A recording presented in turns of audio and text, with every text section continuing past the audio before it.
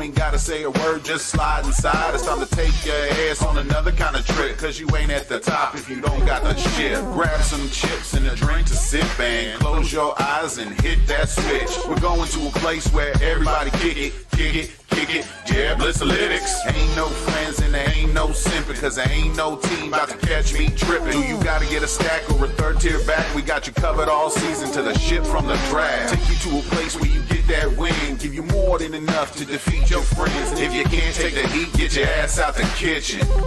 We on a mission. Come along and ride on this fantasy. Slide, slide, slippity slide. When it's all up on the line, we can ease your mind. Come along and ride on this fantasy. Slide, slide, who ride? If you want to get the dub, you gotta tune in live.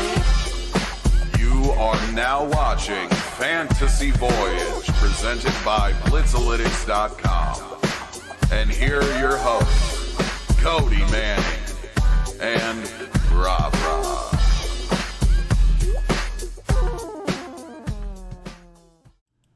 And welcome into Fantasy Voyage, presented by Blitzalytics.com. Man, most banging intro on YouTube, if I do say so myself. And they should have never put us two together. It's like, what if Jordan and LeBron were on the same team? My dude over there, Cody Manning. Cody talks NFL himself. How you doing this morning, Cody? I'm doing pretty well. It looks like your mouth is working just fine today on the cartoon. So. I do not know what was going on last night. Things just refused to work. So it's 2020. gotta love it. Yeah, 2020, right? It's not 2020 if something don't go wrong. But I'm feeling it today. I'm feeling we're gonna have this episode today. It's gonna be a money episode, guys. So if you're tuning in, you picked a good one. We are going to go ahead and jump into some news and injuries like we do every week. Then we'll hit you with studs and duds. We've got Waiver Wire. We've got start, sit. We've got some trade targets for just this week and next week. And then we'll be done with those. And then, of course, the streamable defense of the week, the only reason you guys are actually here. So let's go ahead and get through these injury news. The big one, as we discussed last night, on the happy hour, is Drew Brees suffered multiple rib fractures, a collapsed lung, expected to miss some time. They've got some ridiculous timetable of could be 3 weeks. I don't see that. I mean, that sounds like a mini week injury to me. Not a doctor here, of course, Cody, but what's your gut feeling about Drew? Like I said last night, it's like you said. First of all, it's hard to say where he would be in the coming weeks. Like you said, we're not a doctor. I do know, like, if there was any indication he was going to miss more than 3 weeks, it would make no sense why they wouldn't just place him on IR, open up the roster spot for other areas, and just roll with Jameis and Taysom until he comes back. So I will say there is a slight chance maybe he comes back in 2 weeks, but I mean, you got multiple rib fractures and a collapsed lung, and it's your final year. You're more than likely going to be in the playoffs. Maybe this does cause you to miss out on the 1 seed. Maybe this does cause you to miss out on winning the NFC South. But if I'm Sean Payton, I'm just like, Drew, just take as long as you can get. I'll try to navigate us through this, especially because if you look at their schedule, right, it's relatively easy for the remaining part of the season. I think outside the Chiefs, maybe the Vikings, they really don't have that many tough teams remaining on the schedule. So if I'm Sean Payton, I'm telling him, wait till that lung is healed and all those ribs are healed, and we'll get you back in the lineup to try to make that push to get to the Super Bowl. Absolutely. From a real world perspective, it's going to be, excuse the language, it's going to be a bitch trying to figure it out if you're a fantasy owner for Drew Brees. I say you just move on because, again, could be 3 weeks, could be 4 weeks, could be 5. Are you willing to play that game? And I'm not. Really quickly, let's touch on what it means for the rest of the players around him. Obviously, MT and Kamara being the big guys. We talked last night. It's our gut feeling is there's no freaking way this isn't Jameis. Of course, you're going to have some Taysom Hill peppered in there, probably at an even higher rate. Like Cody said last night, the man's getting $17 million. He's not getting it to watch football. So, I mean, what do we expect for those guys moving forward? I do think Jameis will be like Teddy last year. Like I said last night, I do think Taysom will get more snaps compared to this similar situation last year. We did see him get an uptick in his carries in this last game. He finished with 8 carries for 45 yards. I do think this is it's kind of a like I think maybe this week you maybe roll the dice on Jameis because they are playing the Falcons, but it's kind of a roll of the dice because once they get in that red zone area, I think that's where you're going to start seeing Taysom to get those goal line cracks. And I kind of teased it last night. I do play in an ESPN league where I do need a tight end and maybe a tight end going forward based on how this situation plays out. But for people that play on ESPN fantasy football, keep in mind Taysom Hill has tight end eligibility. It's kind of a sneaky way you might be able to flex 2 quarterbacks into your lineup if you can get him. And we talk about it every week. The difference between the worst team, the worst tight end and the best tight end is we're talking like 8 to 10 points on average this year. Imagine getting any quarterback play out of that position, man. He tosses one tutty and he's going to finish in the top half. So it's one of those things. Again, I'm with you. I think around the goal line, you definitely see Taysom Hill starting to vulture touchdowns from Winston, which is fun. But we'll talk a little bit more about that a little later. Matthew Stafford also has a partial tear in the ligament in his right-handed thumb. Expected, though, to start on Sunday. What do we do here? We just tick back a little bit of the expectations, but we've seen Stafford come out and ball before with something like this. So. Yeah, he's always seems to be hurt. He's one of those Iron Man type of quarterbacks. So I don't. There's not that's not a that's a thing to watch, but not a thing to worry about. I think. Yeah. I think we're good on Stafford. I think you kind of expect business as usual, maybe a point two less per. And then moving on, Teddy Bridgewater, new name for you guys. But he sustained a sprained MCL on Sunday. What are we thinking about Teddy B moving forward? I mean, he's been a nice little stream option for guys so far this season. Yeah, he's been a quality streaming guy. They do have a nice little matchup against that Detroit defense. It did sound like I saw right before we went live. They did say he's going to practice today, so that's good if you're like a Robbie Anderson owner or a DJ Moore owner, with the expectation that he should be hopefully playing. But I do wonder if that's going to affect his mobility. As we have seen this year, he's been able to stretch out plays, been able to extend plays, run for first downs. With this type of injury, if you are streaming quarterbacks, I think I would at least avoid Teddy this week, just in case something does flare up in the game, if he does play, of course. Yeah, for sure. Got to watch that. And last injury we're going to talk about, Drew Lock has a muscle strain around his ribs. Status is in doubt for Sunday, probably because he can't dance. Has nothing to do with football, but if he can't dance, can't play. Again, for me, Drew Lock is kind of a stream guy, so I don't really want to spend a lot of time here on him specifically.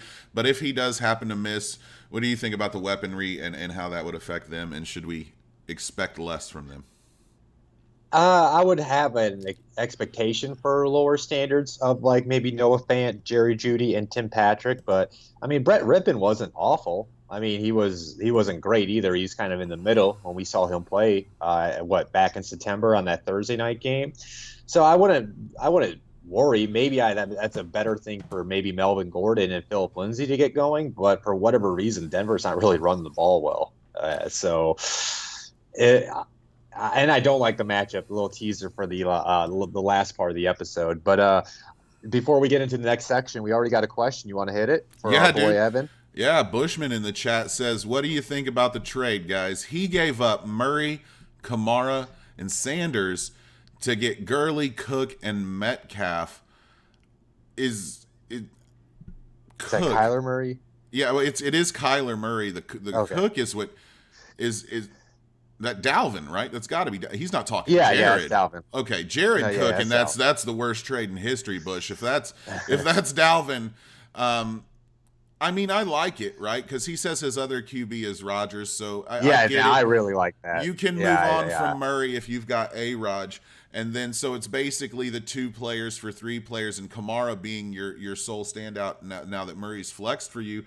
I get it. I definitely get it. I am with Pat, though. Murray's having a great season, and should you sustain an injury to Rodgers, you may kick yourself. But if Rodgers remains healthy, you've got Gurley, who's putting together an okay season. Again, not as much yardage, but still sniffing the end zone. Dalvin Cook, one of my favorite players in football, and then DK Metcalf, obviously Cody's favorite receiver. So I'm on that side. I think it's fine. Yeah, because I mean, if you already have Rodgers, you have a guy that can put up QB1 numbers, and then you're basically swapping RB1s between Kamara and Cook, and then you're getting an RB2 with Gurley. Yeah, and then the biggest upgrade is you get Metcalf over Sanders. I'll take that all day, every day. Yeah, twice. Especially with I think Tyler Lockett didn't practice yesterday.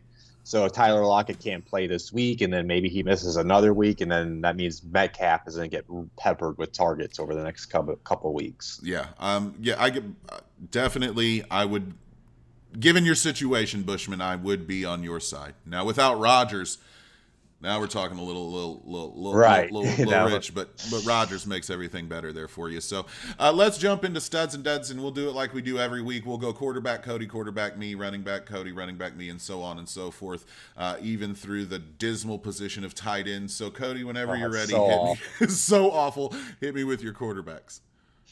Yeah, so my stud quarterback, we already just talked about him, Kyler Murray, number 2 quarterback on the week. His passing stats weren't that great when I actually pulled him up. I thought they were a little bit better, but he was 22 of 32, 245 yards. He did have a pick, but most importantly, he had that Hail Mary touchdown that won the Cardinals the game over the Bills. But again, what I've been pointing at the last few weeks, his floor is his rushing ability. 11 rushes, 61 yards, and 2 touchdowns. So he had 3 touchdowns total on the day. Finished with 29.9 points. I talked about it last night. I keep on bringing this up about him. He's currently on pace to finish with over 4,000 passing yards, over 1,000 rushing yards, and 48 total touchdowns. So he's putting together one hell of a year in his second year in the NFL. And then my dud of the week is, man, he's really fallen off over the last couple of weeks. Is Russell Wilson. Finished as the number 21 quarterback, 22 of 37, 248 yards, 2 interceptions. He did get 8 rushes for 60 yards, but only finished with 9.92 points. I think he's going to bounce back and get back on track at some point. One thing I mentioned last night on the football happy hour, Russell Wilson has been struggling since Chris Carson has been out of the lineup. And Chris Carson, it sounds like, could be back this Thursday. And we get to see these 2 quarterbacks battle it out on Thursday night. So I can't wait to watch them go at it. Oh, yeah. Classic NFC West battles, too. Always good. Kyler Murray, if he wanted to, if that Cardinals team wasn't so talented on offense all around, I think he'd have that Lamar Jackson rushing stats. Like, I love Kyler Murray. He's like, what if Lamar could throw, right? Like, perfect. Just becoming more and more of a fan of him every week. I'll pivot to my stud quarterback, which, you know, I got to give some Bucks love out here nowadays. So number 1, Tom Brady. I believe he was the number 2 player on the week. 28 of 39, 341 yards, 3 touchdowns, 2 rushes, 2 yards, and even sniffed the end zone with a rushing touchdown. 31.84 points. Huge second half for the Bucks. Again, just a great game here from Brady. It was that second half was a whole different game than the first half, and you see it here in the stat line. And then my dud quarterback is more to highlight how important touchdowns are, because Jared Goff at number 22 went 27 of 37 for 302 yards, but didn't get you any tutties, so finished at only 10.48 points. That had to sting. If you saw the yardage, you're just assuming that's probably 2 to 3 touchdowns, and then you look and he got you 10 points. I'm sorry for you guys out there who started Jared Goff, but those touchdowns are very important. So we'll toss it to you for your running backs now, Cody. Yeah, and I'll just say this about Jared Goff, too. I thought I was going to be so upset on Sunday because I streamed him over Big Ben because Big Ben didn't practice all week. Then you heard the reports about all the wind and the weather they were going to get.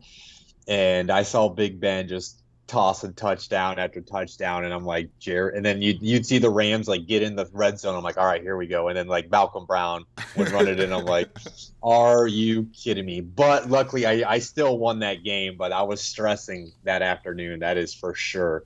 But yeah, my stud running back is Josh Jacobs. Number 2 running back. I would need to pull up his season stat line. That's on me. But it seems like he's been relatively quiet for how solid the Raiders have been this year.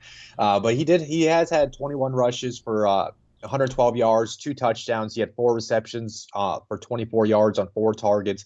Finished with 29.6 points.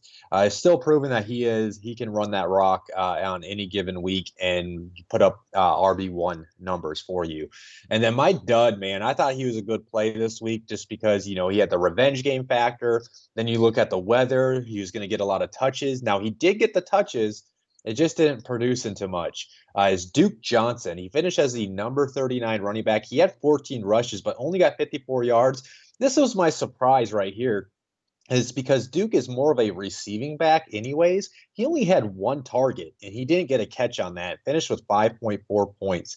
I think you can roll the dice on him one more time, but if he fails to give you some points, you might want to just keep him on the bench until proven otherwise.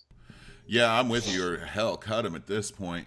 I did pull up Josh Jacobs' game log, and he's really been feast or famine for you multiple ways this fantasy season. He's got 8 touchdowns this season, but they came in 4 games. He's had 2 games over 100 yards rushing. He's yet to sniff the end zone from a receiving standpoint. His high output there came this week at 46 with 6 targets. So, I mean, he's okay, right? But the thing is this season in fantasy, you probably paid up for him, and it just hasn't really, worked out on that end. So we'll cover my running backs. We do have Pat wanting to talk some Bucks trio in the chat, and we will get to that. Let us get through these studs and duds, and we'll cover questions. So get them in the chat if you have them, and we'll take care of them between segments here. My number 1 stud running back of the week was obviously Alvin Kamara, whose rushing line is Jerome Bettis-esque.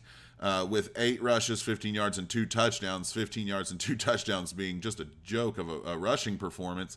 But then 7 receptions on 8 targets got you another touchdown there. 34.8 points. Kamara has absolutely been killing it. I see that obviously moving forward. They're going to have to lean on him still. With Drew Brees being gone, Kamara's just been a huge asset to you. Fantasy-wise this season. And then my dud running backs are everything Buffalo did. Zach Moss finished as running back 56. Singletary finished as running back 64. Moss got you 7 rushes, 20 yards, 1 reception on 2 targets for -3 yards and didn't get a touchdown at 2.7 points. Singletary, 4 rushes, 15 yards, 1 reception on 5 targets for another -5 yards and no touchdowns. Both of these guys together netted you -8 receiving yards. Wow, guys. 4.7 total points from the Buffalo backfield. If there is something that can keep this team from being good in the playoffs, it is going to be this. They need to get some consistency. You didn't see it this week, and your fantasy teams paid for it with, again, a total output of 4.7 points from the backfield in Buffalo. So way to go, guys. Let's move to you and your wide receivers, unless you have anything you want to talk about and the vast differential between what New Orleans did and Buffalo did. No. I said it last night when we were talking about contenders and pretenders. If Buffalo's going to do anything in the playoffs, they have to figure out what they're going to do with Zach Moss and Singletary on the in the rushing attack. But yeah, my stud wide receiver this week, I decided to go with Deontay Johnson. Finished as a number 5 wide receiver. 6 receptions, 116 yards, 1 touchdown on 11 targets. Could have even had a better day. They could connect on more of those targets. Finished with 23.6 points. I think he's kind of proven to be that consistent wide receiver in the Pittsburgh trio up there between him, Juju, and Chase Claypool. Big Ben loves to feed him the ball. And then my dud, man, talk about a disappointing week, but I'm not going to complain as a Colts fan, is A.J. Brown. He was a number 82 wide receiver on the week. He only had 1 reception for 21 yards on only 4 targets. Now, I will say this.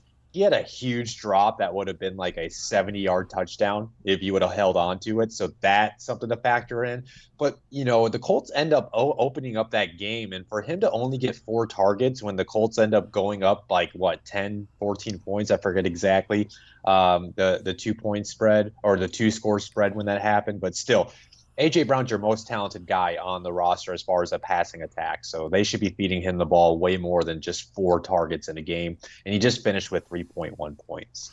It's ridiculous. Like, you get this late in the season and you start seeing what I call rule of thumbs, right? Like, and like, it's start everybody against the Falcons, start everybody against the Seahawks, start nobody against the Rams, and start nobody against the Colts. If you have those options, kind of just script that in, man, because the Colts are legit defense. They are giving up the least fantasy points to multiple positions. Like, it's not like they're just flash in the pan weekly good. You've got to start paying attention to that matchup against the Colts when you're lining out your fantasy squads. So well, that's not what NFL media says about my defense. That's insane. It's insane. If you just do the research, I'm so tired. guys.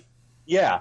I'm just so tired of hearing on these podcasts and these shows, like, well, I don't think the Colts defense is as good as the numbers say. And then, like, every week this happens, and I'm like, are you guys done saying this? It's like week 11, and you guys are still saying this. No, the numbers bear out the point that your fantasy squad, you should at least, in the back of your mind, be counting on less points for every single position when they're playing against the Colts. At this point in the year, it's proven itself true on most weeks. So again, kudos to your Colts defense. I'm starting as few guys as I can against them moving forward. My stud wide receiver on the week is DeAndre Hopkins. Whoo, buddy. Number 2 wide receiver, 7 receptions, 12 targets, 127 yards, and to me, the best touchdown grab of the season thus far. Dude caught it with the fingernails. Guys got hands of a lineman, and thank God, because it took every inch of finger length to grab that ball. Best hands in football. I think he's the best receiver in football, guys. I don't think there's a ball he can't catch, and he proved it. Got you 25.7 points, just doing what DeAndre does for you. Dud wide receiver on the week. This is going to sting a little bit, Cody. DK Metcalf didn't quite get it done against my Rams. Finished as wide receiver 68, 2 receptions on 4 targets, 28 yards, no touchdowns. I thought the Rams would say, hey, we can't guard DK. Let's just guard everybody else. And they didn't. They said, hey, let's stop DK. And they did. I'm all about it, man. Sorry for you. But again, tell me, there's no way to believe that this just wasn't an anomaly here, right, for DK Metcalf. Moving forward, he's still the dominant guy you've seen. Yeah, he will be. He didn't get a lot of targets. And then Jalen Ramsey is having one heck of a year for your Rams. Defensive player of the year type of year with how he is covering guys. And he's got that athletic ability to match a DK Metcalf. And I will say this too. I want to say it's our boy Marcus Grant said this on his podcast. It's like Russell Wilson when he has respect for cornerbacks like Jalen Ramsey, even like we saw this with DK a couple weeks ago when they faced the Cardinals, even at Patrick Peterson, even though Patrick Peterson isn't the same type of cornerback, for whatever reason, he just won't look their way and target those guys. So that's something to watch going forward, I think. Do you want me to go ahead and get... Yeah, I guess we got to. It's so ugly. Like, even when we get to our starts and sits, it's like pulling hairs at this point with the tight end position. The stud tight end I picked this week, I guess. Rob Gronkowski, he did tie for your guy you're going to talk about for the number 1 tight end. It's so funny when you look at between the receptions and everything and the targets between both these guys. Rob Gronkowski was tied for the number 1 tight end on the week. He just had 2 receptions for 51 yards, but he had that touchdown on 3 targets, 13.1 points. Not only because he was first, but I thought on that one play when Tom hit him on, I think, the left side of the field, and he kind of dragged Jeremy Chin for a few yards. That looked like a classic Gronk type of catch. So I did want to give him some kudos on that. And then my dud is TJ Hawkinson. He finished as the number 28 tight end, 2 receptions, 13 yards on 4 targets. That's quite disappointing to me because I was been talking him up the last couple of weeks. Matthew Stafford has been targeting him like 7 to 8 plus times a game, and then it completely dropped down to only 4 targets, got 3.3 points. So just a letdown week for TJ Hawkinson. It's a letdown week every week for tight ends, guys. Let's just call it what it is. I'll talk about him. Mark Andrews was also tied for number 1 tight end on 7 receptions, 9 targets, 61 yards, and no touchdowns. Like, you're literally hunting touchdowns from this position. I don't have a whole lot to say about Mark Andrews. Kudos to you and your total 13.1 points. Dud tight end for me, Jimmy Graham. Yay, Jimmy Graham. He was the worst tight end in football this week. Number 48, no receptions on 2 targets, no yards, and no touchdowns. Got you a no points. Again, though, it doesn't matter. Look at the difference between 48 and 1 is 13 points. 13 points, man. That's what? That's 1 touchdown on 4 receptions and like 40 yards. Between 1 and 0, get out of here. This position is trash. Take Cody's advice. If you play in ESPN, line up Taysom Hill, baby. Taysom Hill's going to get you 14 points from the quarterback position in your tight end slot. Get the hell out of here. Tight ends are just garbage. So we'll stop talking about tight ends now. And there's a couple questions in the chat. We're going to get to them now. First up, ISO Only says, yo. So, yo. Pat brought up, he says, what are your thoughts on the Bucks trio here, Cody? I mean, I don't know how he's defining trio. You can do it however you wish. There's a couple different trios. I assume he's talking about the wide receivers. I don't know, man. I think Mike Evans is like, we got to see him kind of have a bounce back performance. I think the whole addition of AB is going to open up things for him. He's still going to get those red zone targets like we saw this week. So I think you should be comfortable playing Mike Evans. I think Antonio Brown is a boom or bust guy. And then I do have my worries with Chris Godwin as far as if AB is going to be taking away his targets. I think the concern is the battle between AB and Chris Godwin, because they're more of a similar, I won't say similar player, but they're more of like, they're going to be able to play inside or outside, and their role is not established. We know what Mike Evans is. He's going to work the boundary. He's going to work the red zone. He's going to get those type of targets. So I don't know. You want to play him when the matchup's right, but if there's not the right matchup, I think all of them have a lower floor now. I will say that. I agree. And I think a lot of guys drafted these guys thinking they were going to produce like they did last year when Jameis would force things. Tom doesn't force stuff. If you're open, Tom gets you the ball. So I think the days of like forcing it to the hot receiver, that's not really going to happen here anymore because you've got so much weaponry. Why force the ball? Take what the defense gives you. Obviously, you still run the guys out. You just maybe temper expectations that you had at the beginning of the year. I mean, it's week 11. You learn and you move on. So, I mean, I'm in full agreement with Cody. He also asked, do we think the Texans can turn it around? And from a real world scenario, absolutely not. Their defense is garbage. Their offense is full of oft injured wide receivers, old running backs. And then you've got the greatness that is Deshaun Watson. Fantasy purposes, I say the same thing. Deshaun's the guy I count on, and everything else is just there. Yeah, I agree. Obviously, football world, no, they're not turning around. As far as if you're thinking fantasy numbers, yes, they should, because that weather was ridiculous there in Cleveland. I don't know if anybody saw the video. Go look it up. It was like hailing before the game. And B, they're more than likely playing catch up in more games than not. So that produces garbage points for you. So yeah, if you're a Texans owner, I would feel more like you said, Deshaun Watson.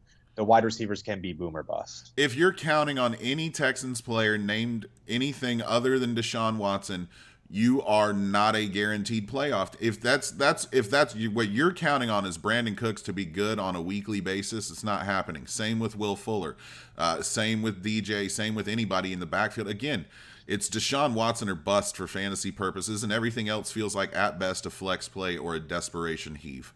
So just how I feel about the Texans, and you guys know if you've listened to Blitz for any amount of time, guys, Deshaun Watson's my favorite quarterback in football. So, I mean, I'm rooting on them to do good, and it's just not going to happen. So, Cody, let's go ahead then and move into your top waiver wire claims. I am happy to say that there's no asinine names on the list this week. So I'm very happy that people are starting to learn. You do got some good ones, though, so hit them with them. Yeah, and before I dive into my waiver claims, as I always like to do in case we do have a new listener, how I do my waiver claims is I do a quarterback, running back, wide receiver, tight end, and a flex ad.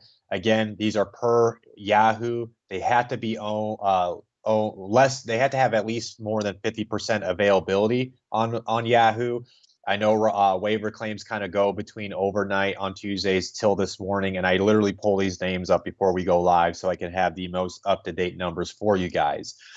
My quarterback ad of the week, this is more for the people that like to stream quarterbacks. This is more for if you're in a 2-quarterback league. I like the matchups that are coming up for him, but it's Kirk Cousins. He's available in 72% of the leagues. This past week, he had 292 yards, 2 touchdowns, an interception. Now, here's the thing. His next 3 games are the Cowboys, the Panthers, and the Jaguars. All those past defenses are awful, and I think if you are looking for a good streaming quarterback, I think Kirk Cousins might be able to get the job done for you over the next few weeks. Could you see if you were a guy who, like I said, I've been preaching to not lean on Drew Brees, but a lot of guys were still leaning on the name value Drew Brees. If he was your quarterback, could you pivot to Kirk Cousins? I think you could and feel just as comfortable with the same expected output even. I think so. Yeah, I definitely think so. There you go, Especially against those matchups. Now, I think in 4 weeks they got, I want to say the Bucks, so that might be the one where you drop him or at least find a different option. And then my running back of the week, actually my next couple ones, I'm going to talk about my Colts. Nyheim Hines. He's available in 59% of the leagues. He at this point should be at least on your bench. This past week, he had one of his boom games. He had 12 rushes, 70 yards, a touchdown, 5 receptions for 45 yards and a touchdown on 6 total targets. Now, I will say, guys, like I'm gonna be honest with you, he'll have a game like when he has a game like this. But then like he might follow it up with a stinker, and that's definitely possible this week. But the Colts are playing the Packers. The Packers are one of the worst defenses against the running back position. But just have the caution that Frank Reich does like running back by committees, and he will roll with the hot hand. Nyheim Hines happened to be the hot hand in the game, and they rolled with him. But there's no reason why he should not be on people's benches, and then you just try to play the matchup, try to play that gut feeling type of thing with him. And when he has his games, he can win you a week when he does. So my next one, like I said, it's going to be another Colt, a wide receiver ad. Michael Pittman Jr., the rookie wide receiver out of USC for the Colts. He's available in 91% of the leagues. This past week, he had 7 receptions for 101 yards on 8 targets, and he also had a rush on 21 yards. He was looking good. He had a lot of yards after the catch. Frank Reich loved him in the draft process. He compared his hands. I'm not saying I'm doing it, but Frank Reich compared his hands to Larry Fitzgerald. When you got your head coach comparing you to a Hall of Famer, it's probably a good sign they're going to want you involved in the offense going forward, especially with, T.Y. Hilton's not the same T.Y. The Colts really don't have a number 1 wide receiver, and they drafted him in the 2nd round. If he can merge as his number 1 wide receiver in this Colts offense for Philip Rivers, if he can continue to get these 8+ targets, you're looking at a guy that could potentially be a wide receiver 3 or wide receiver 2 for you. I think right now, though, he's a guy you want to play the matchup, but I think he's worth adding onto people's benches at this point. And then my tight end ad of the week is Jordan Reed. He's available in 81% of the leagues. This past week, he had 5 receptions for 62 yards on 6 targets. Like me and RobRob say, tight ends is just a crapshoot at this point. I'm betting on the fact that he's got 5+ targets. George Kittle's out for basically the remainder of the season. I don't think we're going to see him come back. Who knows when Deebo Samuel will be back in the lineup. So I think he's going to be involved in their passing attack, and Kyle Shanahan loves involving his tight ends in that offense. So I think Jordan Reed's a guy you can take a gamble on every week from your tight end position going forward.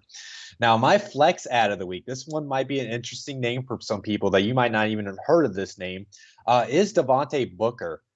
He's available in 97% of the leagues. Now, he is the Raiders' backup running back to Josh Jacobs, but this past game, he had 16 rushes for 81 yards, 2 touchdowns. He only had 1 reception for 1 yard on 2 targets. The reason why I wanted to bring him up is if you are a Josh Jacobs owner, and you have a spot for a handcuff, go get this guy. He's going to be a premium handcuff because we've seen Josh Jacobs get banged up before.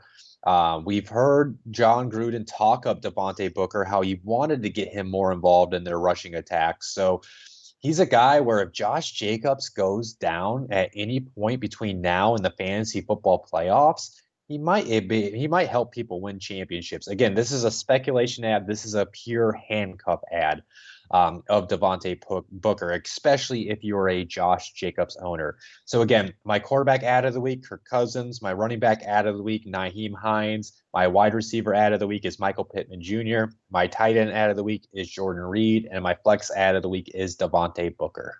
Yeah, and Booker, it feels like you're playing that game where you're getting ahead of the curve, right? Because if Jacobs goes down, that's the waiver wire target that week, and you'll be competing for him.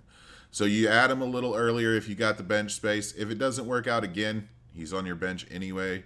But if for some reason Jacobs goes down, that would be the number one name that week for waiver wire ad, I promise. So, got a quick question. We won't spend too much time on it because keep it fantasy relevant for the most part. But Rafael Casanova, I like the name, so I had to say it.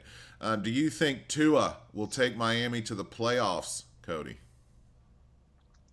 I think they're going to be able to have a chance to make the playoffs just because based on their schedule. I said it last night. I have my worries about their limitations on offense. They really don't have a legit running back. I know Salvin Ahmed has been a pleasant surprise, but I don't think he's nothing to run home with. And they really only got Devontae Parker as a legit wide receiver. But I will say this, they have a favorable schedule. I like how their defense is playing, so I think they definitely have a shot.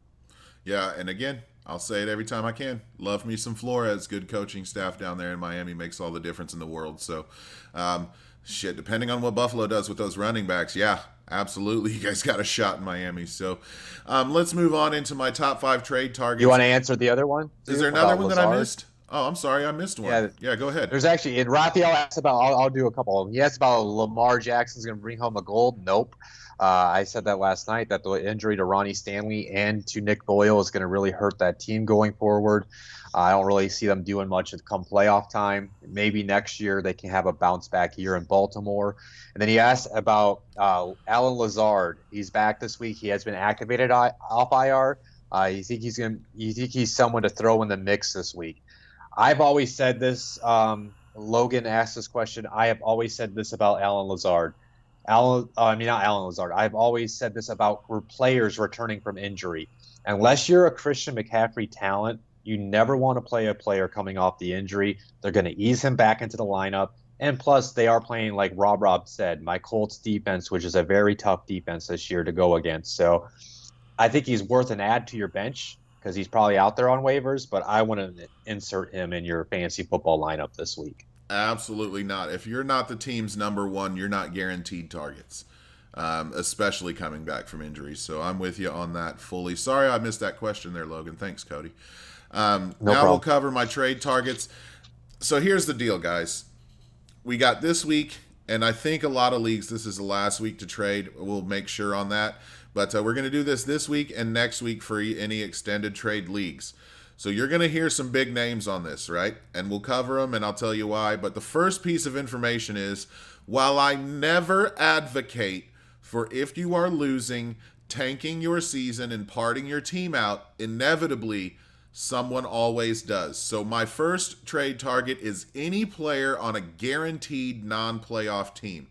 You do not want to be the team left out in the cold when that crappy guy in your league decides that he wants to trade off Patrick Mahomes for Kirk Cousins or something. Go try the deal. Again, I'm not saying that you should demolish your teams, but you, again, don't want to be the guy who doesn't get in on the team that does. So that's my number one.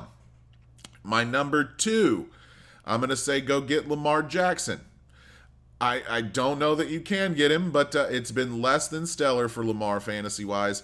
And to be honest, Baltimore needs him to ball the F out to keep up with Pittsburgh. So move some pieces, try and get Lamar. Hollywood Brown is a wide receiver I would target. See Lamar Jackson.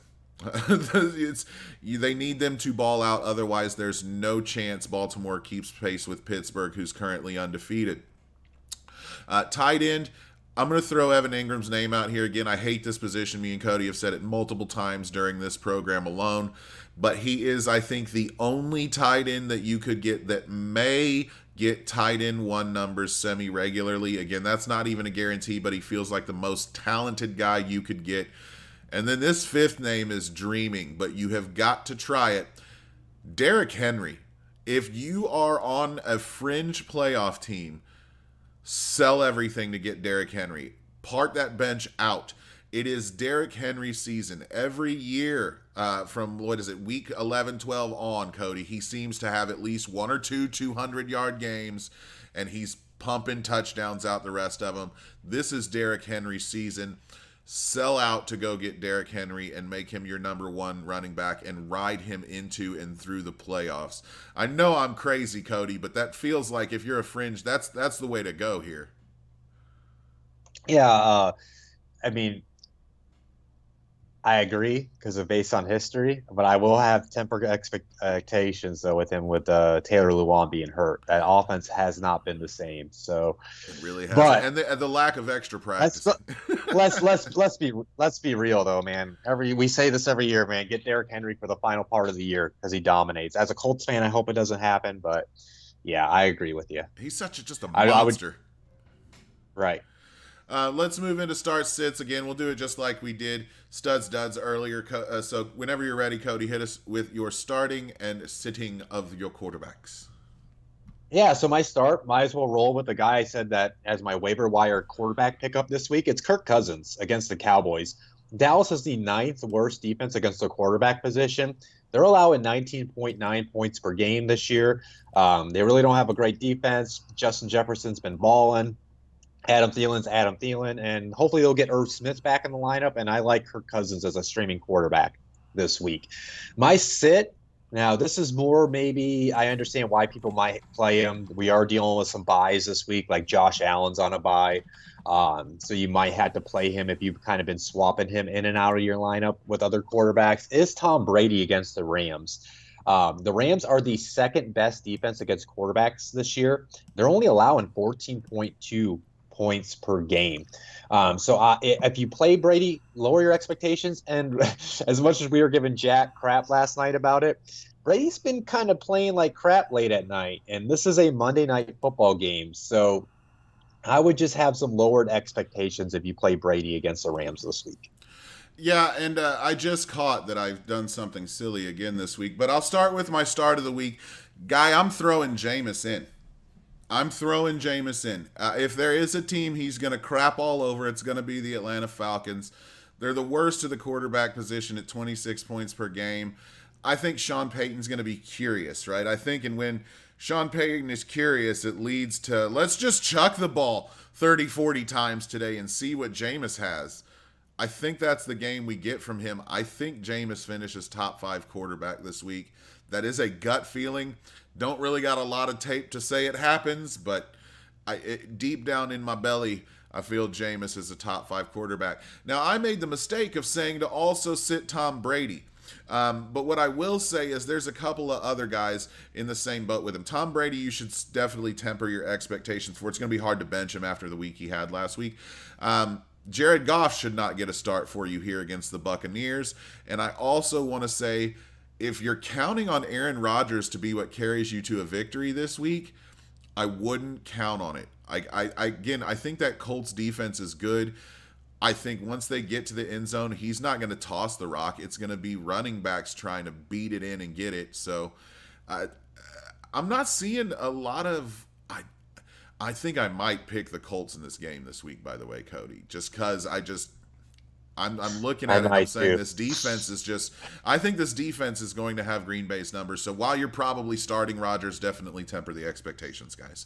And whenever you're ready, we can move into running back, brother. Yeah, so my running back start of the week, he just came off a great week in his first start as a rookie running back, is DeAndre Swift against the Panthers. I think you can keep it rolling with him in your lineup.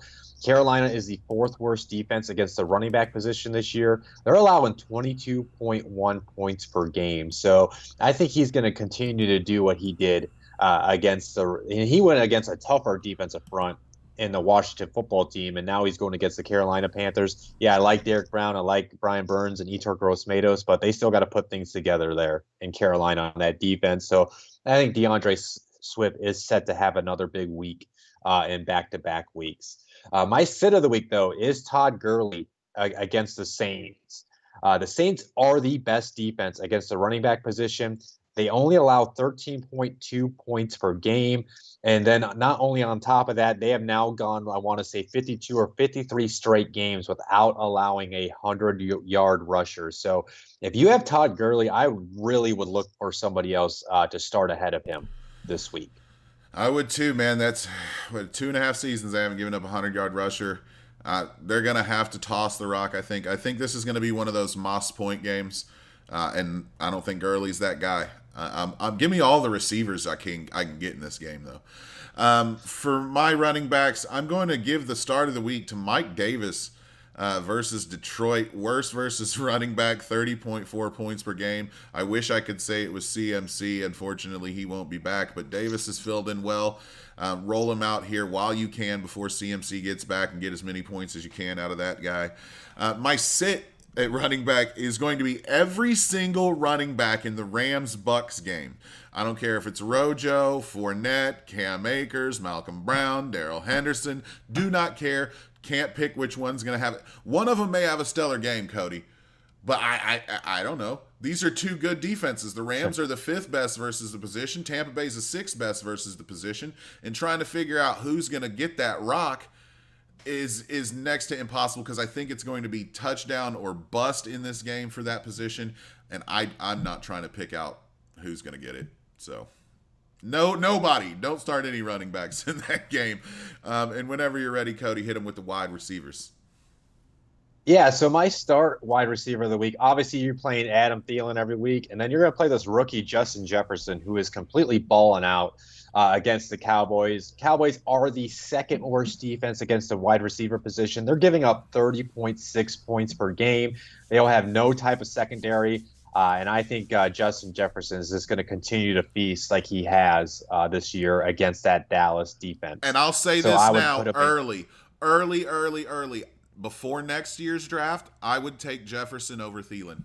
I want all the shares next year of Justin Jefferson. He will be the one there, no question, next year. Yeah, I can get behind that. And then my sit of the week, I'm going 2 wide receivers from Cincinnati, T. Higgins and Tyler Boyd. I would sit them against the football team. Washington is the 2nd best defense against the wide receiver position. They're only allowing 17.2 points per game to wide receivers. And not only on top of that, Cincinnati's offensive line is awful, and they're going against a great defensive front from Washington. So I think Joe Burrow is going to be running for his life like he did last week against the Steelers. So I would avoid playing T. Higgins and Tyler Boyd if you can. Same here for me, man. Same here. My start wide receiver, of course, in this game, you're going to start DeAndre. So I went a little bit deeper, and I say you can give Christian Kirk the start versus Seattle as well. Worst at the wide receiver position, 35.6 points per game. There is plenty to go around here for this Arizona offense. I think Christian Kirk sniffs the end zone at least, which makes him viable. I think Christian Kirk could play as maybe even your wide receiver 2, 3, definitely in your flex position this week. That's how terrible that Seattle defense is. I think you can start just about any Cardinal here. My sit for the week is Titans wide receivers versus Baltimore, right? And I will say this. First off, Baltimore's 3rd best versus wide receiver position at 17.8 points per game. Again, they have to try to keep pace with Pittsburgh. I think we talked about it last night. If they lose this week, Pittsburgh can waltz into the number 1 seed in that division. So they have to win the game. I think that defense is going to ball out. Now, here's the thing. I say sit Corey Davis 100% and temper A.J. Brown. It's going to be hard to sit him, especially because you're probably leaning on him to at least be a wide receiver 2 at this point. But I do not expect a huge game from either of them. So Titans wide receivers versus Baltimore, either sit or temper expectations. And whenever you're ready, Cody, we'll cover this trash-ass tight end position. Dude, it's so bad. Like I had such a difficult time when I was working on my part of the script last night, deciding on the tight ends and all on this. But my start tight end of the week is Logan Thomas against the Bengals. Cincinnati, even though it's not much, they're the 2nd worst defense against the tight end position. They allow 10.9 points per game. So I think Logan Thomas is a good streaming tight end for people. this week. My sit is my Colts. Don't play any of the tight ends, even if Jack Doyle is back to being healthy. Don't play Mo Alley Cox. Don't play Trey Burton. Don't play any of them. The Packers are actually the fifth best defense against the tight end position. They only allow 4.8 points per game, and the Colts tight ends all throughout the year. You never know who's going to go off. One game it's Jack Doyle. One game it's Trey Burton. Next game it's Mo Alley Cox. You can't trust them. And plus, Green Bay is pretty solid against tight ends this year, so I would avoid any Colts tight end this week. Yeah, I'm with you, and I'll be quick because I hate this position. Eric Ebron versus the Jags is my start. Simply put, Jags are the third worst to the tight end at 10.5 points, and I am touchdown hunting, and I think Ebron has the best chance to get in the end zone from this position. My sit tight end is, I don't know, in all of them. If I had a choice, I'd sit all tight ends and start the quarterback, Taysom Hill, in this position. But since I have to give a position, I will say I will be sitting Robert Tonyan versus Indianapolis. I will continue to preach this advice for a lot of positions, but especially the tight end. Indy continues to be the best weekly at only 4.1 points per game. Tight ends are not only being non-productive, they're ghosting against the Colts. Look, Tanyan's been a nice waiver wire darling, but this is not the week to roll him out. That's going to do it for the sits and starts and sits. There's a bunch of questions. Rafael Casanova is trying to get the badge for most questions ever asked in a week, so we'll run through some of these here. You got Derrick Henry, good for you. That is a win for you. You got Christian Kirk. That's another win for you this week. I expect Aaron Donald to have 3 sacks. Buddy, I expect that every week as a Rams fan. What are your thoughts on Devontae Adams' season? It's Devontae Adams. He's like top 5 in the league. He's getting force-fed the rock every time he touches the field. So Devontae's good to go. And is it good to have Cooper Kupp? Well, that question is really a matchup-based thing because Bobby Trees has clearly solidified himself as the one. And then who knows? But I do love me some Cooper Kupp, obviously, as a Rams fan. I think that's really the only one I'll come to you then. And should I put Tyreek at my utility? I mean, sure, Tyreek should be playing. But so I come to you. The only one where I actually have your opinion here, Cody, is Cooper Kupp. Give me your thoughts on Cooper Kupp because it really has been up and down for him. Yeah, it's been up and down. This week is an interesting matchup because Bucks are they're like one on any given week they're like very solid in coverage, and then they can allow a lot of big explosive plays. This does feel like a Cooper Kupp game, though, to me. It really does. I think he's going to have a good, solid week where he's going to get peppered with a lot of targets. I think they're going to probably stick Carlton Davis, assuming Carlton Davis is healthy and he can play. I think they're going to stick Carlton Davis on Bobby Trees. So I think that's going to open up things for Cooper Kupp.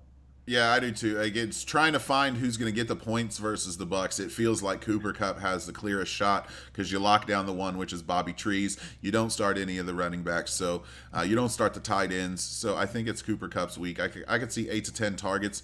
I could see, it would be nothing for him to pop off 100 yards and be the only guy that feasted. So Jay says hi, super fan Jay. And then Logan must have missed it earlier, asked the Allen Lazard question again. Now that he's back, do you throw him in the mix this week? Absolutely not. You do not throw guys off coming back off injury unless they are superstars, that of which Allen Lazard is not. If there are more questions, go ahead and get them in. We've got one more segment. We've got the most important segment of the show, obviously. We've got the top 5 streamable defenses. So get your questions in. We'll answer the final questions after this segment, and then we'll bump out of here. So Cody, give them the all-important 5 streamable defenses of the week. Man, and this was really tough to figure out this week. Again, just like last week's top 5 streamable defenses. I know I brought it up last night. These week 11 games feature 5 games that have teams that have 6+ wins going against each other. So it's just really hard for me to find a good quality streaming defense. Again, let me remind people, I don't talk about the Steelers. The Steelers should be a defense you have in your lineup every week with how good they are. So obviously you're going to play the Steelers against the Jaguars. So no, they're not on my list. And the Steelers are never on my list just because they are a plug and play defense for you. So yeah, let me go in my top 5 streamable defenses. Go to the low hanging fruit. We got the Chargers against the Jets. Do I need to say more? You got Joe Flacco, the Jets offense, which can't do anything, cannot produce points. Yeah, they had a good week last time we saw them against the Patriots. I don't expect that to happen. I think we're going to see like Joey Bosa and Melvin Ingram get after Joe Flacco, get the sacks, and there's going to be tons of turnover potential. So if the Chargers are still out there, go grab them and put them into your lineup this week. My number 2 defense is the Dolphins against the Broncos. The Dolphins defense has completely been balling out over the last few weeks. The Brian Flores has them playing out of their ability that they actually have on that team. Their secondary is really great. They offer turnover potential. And then first of all, Drew Lock has been a turnover machine this year. But if Drew Lock has to miss and Brett Rippon is in, I even like their chances to put up even better points than what they would do against Drew Lock. So I think the Miami Dolphins is a good streaming defense this week. My third defense is the Washington football team against the Bengals. I kind of talked about it earlier. The Bengals offensive line is trash. Who knows if Joe Mixon will be back from his injury this week. I think Joe Burrow is going to be running for his life, and that can lead to rookie mistakes. That can lead to the turnovers. That can lead to sacks. So I think the Washington football team is a good streaming defense this week. Now, this is where I'm kind of pulling hairs at this point on my list. But I think I'd be willing to roll them out is the Minnesota Vikings against the Dallas Cowboys. Now, there is a risk that maybe the Cowboys come off the bye with Andy Dalton and they can get back on track because they do have the trio of wide receivers and they do have Zeke Elliott still. But based on what we've seen before from this Cowboys team, their offensive line is still banged up. So that does offer some sack potential. And then it's just been ugly for Dallas. So I think I'd be willing to roll the dice with the Vikings defense. They are playing a lot better as we progress through the season. But do understand my 4 and 5 are roll of the dice stream plays this week. And then my number 5 defense, I put Lions versus the Panthers. The Lions, they were on my list last week against the Washington football team, and they actually weren't that bad. They got a couple turnovers in that game. But this is more on if Teddy wasn't going to play. Now, it did, we talked about earlier, it did sound like Teddy's going to practice, but I still think with a sprained MCL, you're not going to see the normal Teddy that we were seeing this year.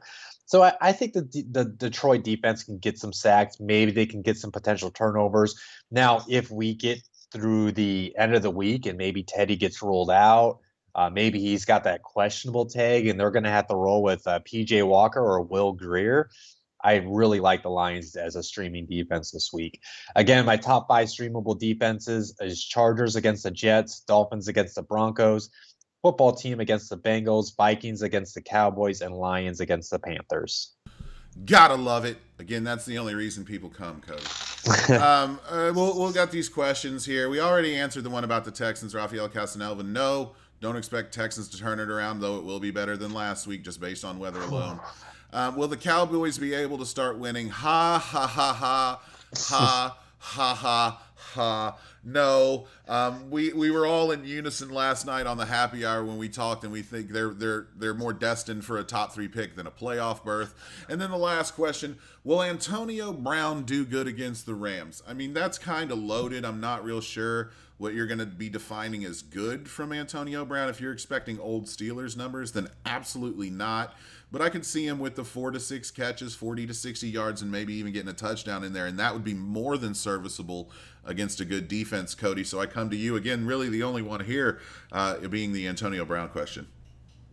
Yeah, I think Antonio Brown should have a solid week this week. Like you already kind of talked about, I think your Rams are going to have a tough time running the ball. So I think they're going to have to lean heavily on the pass, which should open up things for Antonio Brown, Mike Evans, Gronk, and Chris Godwin. Yeah, absolutely. So no other questions were placed in the chat. So I do want to thank all the listeners out there for being active in the chat today. Cody, we're going to come to you, let you plug what you need to plug, and then we'll say our goodbyes and get you out of here. Yeah, as always, I want to thank everybody that tuned in live today on the Fantasy Voyage. I want to thank everybody that was very active in the chat. That was really cool to see. We're getting more and more people involved in the show every week. And we only have 4 or 5 weeks remaining. 4 or 5 weeks left.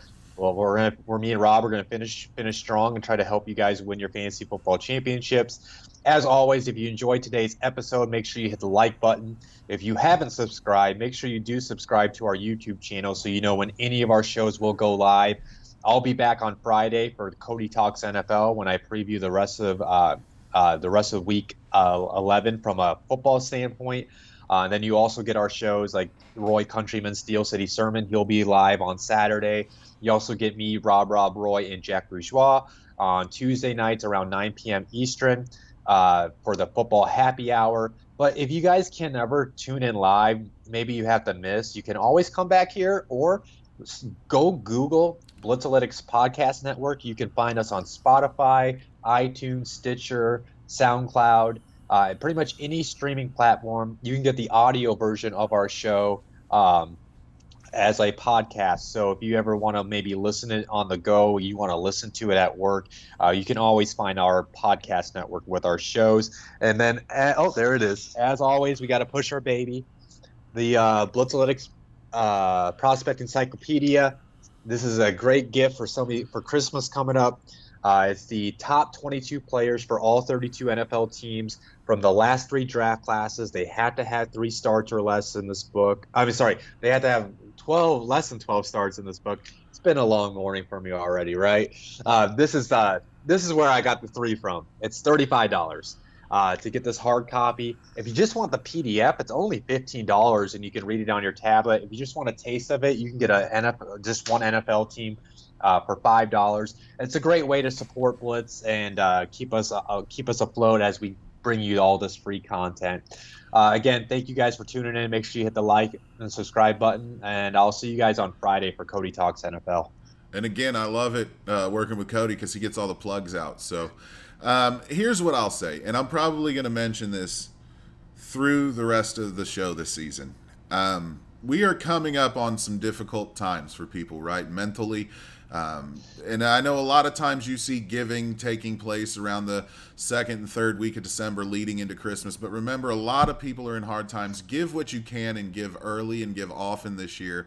And also, man, keep in contact with friends and relatives. You've got a lot of people going through some stuff mentally this year that they're not having to deal with normally. So I do want to remind people to reach out to those they love and check on that. Mental health is very important, and it's going to be a hard time. So as Cody knows, we've dealt with stuff, right? And it's hard out there for folks. So just remember that and always be loving. Share that love. And you know what? Be humble and stay a blessing. Roy's not here, but I love that, especially right now. So I'll get off my soapbox now, but just a reminder to you guys out there. And of course, you can follow me at RobRob Graphics. It has been an absolute pleasure to serve you this week again with the Fantasy Voyage. We wish you the best of luck moving forward. Hope you get the dub this week, and we will see you next week.